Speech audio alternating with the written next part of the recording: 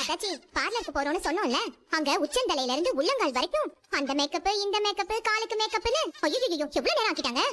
மொத்த பில்லும் எவ்வளவு தெரியுமா? 3 பேருக்கும் சேர்த்து 75,000 ரூபாய். ராத்திரி வீட்ல எல்லாருக்கும் பரோட்டா செய்யலான்னு கடைக்கு போன் பண்ணி மைதா மாவு இருக்கான்னு கேட்டேன். மதுரையில எங்கேயுமே மைதா மாவு இல்லைன்ட்டாங்க.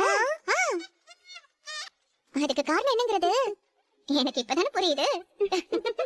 எங்களை பார்த்தா மைதா மாவு பூசிட்டு வந்து நிக்கிற மாதிரி தெரியுதா? இல்லையே, உனக்கு மேக்கப் போடலனா அந்த வயித்தறிச்சல்ல இதுவும் பேசுவேன் இன்னமும் பேசுவேன். யாரு? எங்களுக்கு இதெல்லாம் பார்த்து வயித்தறிச்சலா?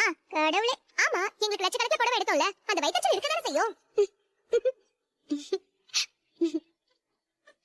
ஐஷு, நீ கொஞ்சம் உள்ள போமா. என்ன சாண்டி? ஒண்ணும் இல்லம்மா, நீ கொஞ்சம் போ. ஏய், இப்ப பாரு. அத்தாச்சி, இப்ப என்னத்துக்கு சிரிக்கிறீங்க? விடுங்க மதனி, அத நான் சொன்னா நல்லா இருக்காது. நீங்களே உங்க ரூமுக்கு போய் தெரிஞ்சுக்கோங்க. ரூமுக்கு போய் தெரிஞ்சுக்கணுமா? அப்படி என்ன நடந்துச்சு? அதுதான் உங்க ரூமுக்கு போய் தெரிஞ்சுக்கோங்கன்னு சொல்றேன்ல. என்ன நடந்துச்சுன்னு சொல்லுங்க. அது நீங்க வீட்ல இல்லாத நேரமா இங்க எக்கச்சக்கமா ஏதேதோ நடந்து போச்சு.